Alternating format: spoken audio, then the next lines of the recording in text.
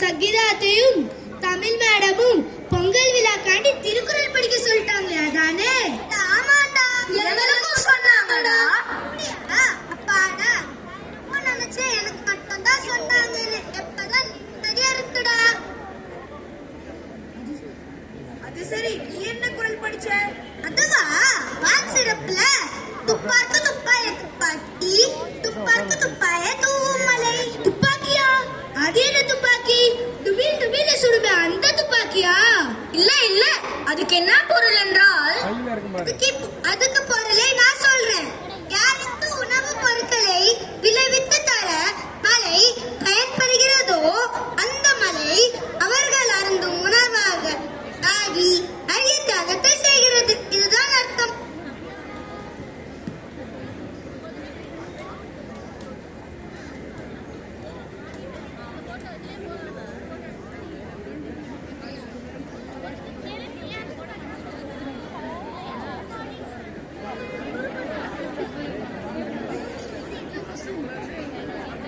ஒரே தலைவலியா இருக்குடா. என்னடா பவேஷ், என்னாச்சு? என்ன ஆச்சா? அடுத்த மாசம் தமிழ் எக்ஸாம் இருக்குல்ல, நானே எப்படி படிக்கிறதுன்னு யோசிச்சுட்டு இருக்கும் போது நம்ம சங்கீதாத்தையும் தமிழ் மேடமும் பொங்கல் விழாக்காண்டி திருக்குறள் படிக்க சொல்லிட்டாங்களே அதானே? அட ஆமாண்டா, எங்களுக்கும் சொன்னாங்கடா. அப்படியா? அப்பாடா, நான் என்னமோ நினைச்சேன் எனக்கு மட்டும்தான் சொன்னாங்கன்னு. எப்பதான் கதையா இருக்குடா. அது சரி, நீ என்ன திருக்குறள் படிச்ச? இதுவா, வான் சிறப்புல துப்பாக்கு துப்பாய துப்பாக்கி, துப்பாக்கு துப்பாய தூமலை. துப்பாக்கியா? அது என்ன துப்பாக்கி? துபில் துபில சுடுமே அந்த துப்பாக்கியா? இல்ல இல்ல, அதுக்கு என்ன பொருள் என்றால், அதுக்கு பொருளை நான் சொல்றேன். யாருக்கு உணவு பொருட்களை விளைவித்து தர மழை பயன்படுகிறதோ அந்த மழை அவர்கள் உணர்வாக ஆகி அரிய தியாகத்தை செய்கிறது தான் அர்த்தம். புரிஞ்சுச்சா? ஆஹா, நல்லா புரிஞ்சுது. இதே போல நானும் மலை சார்ந்து இருக்கும் ஒரு குறளை படிச்சேன். அப்படியா? அது என்ன குறள் சொல்லி கேப்போம். அதுவும் வான் சிறப்புல தான் வரும். அதாவது, நெடும் கடலும் தண்ணீர்மை குன்றும் தடிந்தொழிலி தான் நல்கதாகி விடின். அதுக்கு பொருளை சொல்லுங்க. ஆவியான கடல் நீர் மேகமாகி அந்த கடலில் மழையாக பெய்தால்தான் அந்த கடல் கூட பற்றாமல் இருக்கும். மனித சமுதாயத்திலிருந்து புகழுடன் உயர்ந்தவர்களும் அந்த சமுதாயத்துக்கே பயன்பட்டால் தான் அந்த சமுதாயம் வாழும். ஆஹா, மலையோட முக்கியத்துவத்தை பத்தி நம்ம திருவள்ளுவர் தாத்தா பல ஆயிரம் வருஷத்துக்கு முன்னாடியே சொல்லியிருக்காருன்னு நினைச்சா ரொம்ப ஆச்சரியமா இருக்குடா.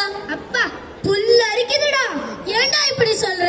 நீ இவ்வளவு அறிவா பேசுனியே, அதனாலதான் அப்படி சொன்னேன். உனக்கு தெரியுது, ஆனா அங்க உட்கார்ந்துருக்க எங்க அம்மாக்கு தெரியலையே. நான் எப்ப பேசினாலும் அவங்க என்ன ரொம்ப அதிக பிரதிகத்தனமா பேசுறேன்னு சொல்றாங்கடா. அது அப்படி இல்லடா. தம்மின் தம் மக்கள் அறிவுடவை மானியத்தும் மண்ணுயிருக்கு எல்லாம் இனிது பொருள் தானே. சொல்றேன், பெற்றோரை காட்டிலும் பிள்ளைகள் அறிவர் சிறந்து விலகினால் அது அந்த பெற்றோருக்கு மட்டுமின்றி உலகில் வாழும் அனைவருக்கும் அகமகிழ்ச்சி தருவதாகும். அம்மா, கேட்டீங்களா?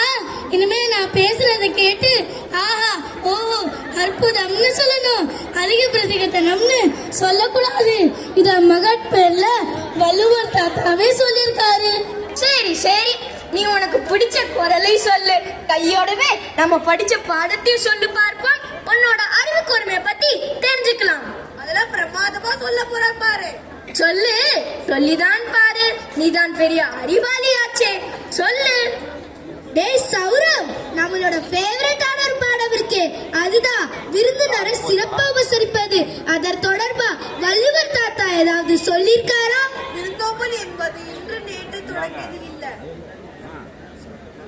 விருந்தோம்பல் என்பது இன்று நேற்று தொடங்கியது இல்ல. நம்முடைய தொல்குடி சமூகத்திலிருந்து நாம பின்பற்றும் தொன்மையான பண்பாடு மரபு சார்ந்தது. அத பத்தி திருவள்ளுவர் சொல்லாம இருப்பாரா என்ன? சரியா சொன்னடா. அனிச்சம் எனப்படும் பூ முகர்ந்தவுடன் வாடிவிடக் கூடியது. அதே போல சற்று முகம் கோணி வரவேற்றாலே விருந்தினர் வாடி விடுவார். அப்படின்னு திருவள்ளுவர் தாத்தா விருந்தோம்பல் பற்றி சொல்லியிருக்காரு. சரி சரி, சிறப்பா குரலுடைய பொருளை சொல்லிட்ட, இப்ப குரலே சொல்லிடு. மோப்ப குளியும் அனிச்சம் முகந்திருந்து நோக்க குளியும் விருந்து. பாருங்க, நீங்க என்னங்க ஆழ்ந்த சிந்தனையில போயிட்டீங்க?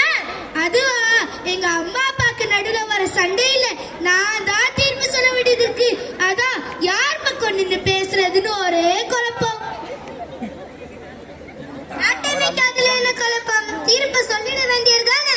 அதுவா, எங்க அம்மா நிறைய சாக்லேட்ஸ் வாங்கி தருவாங்க. எங்க அப்பா சாக்லேட்ஸ் தவிர மற்ற எல்லாம் வாங்கி தருவாரு. அதான் யார் பக்கம் நின்று பேசுறதுன்னு ஒரே குழப்பமா இருக்குடா. நடுநிலைமையா பேசு. அது என்ன நடுநிலைமை? ரெண்டு பேருக்கு நடுவில் நின்று பேசணும் போலடா. அது அப்படி இல்லடா. சொற்கோட்டம் அல்ல செப்பம் ஒருதலை உட்கோட்டமின்மை பெரின். அதாவது நெஞ்சுறுதியும் நீர்மையும் ஒருவருக்கு இருந்தால் அவரது சொல்லில் நீதியும் நியாயமும் இருக்கும். அதற்கு பெயர்தான் நடுவு நிலைமை. அது சரி, இதை எப்படி கடைபிடிப்பது? சமன் செய்து சீர்தூக்கும் கோல் போல் அமைதொருபால் கோடாமை சான்றோர் கனி. இதுக்கு பொருளை நான் சொல்லட்டுமா? தாராளமா சொல்லு. ஒரு பக்கம் சாய்ந்து விடாமல் இருக்கும் நாணயமான தராசுமுல் போல இருக்கும் நியாயம் கூறுவதுதான் உண்மையான நடுவு நிலைமை என்பதற்கே அழகாகும். ஒருவேளை சாக்லேட் தாண்டி தப்பா தீர்ப்பு சொன்ன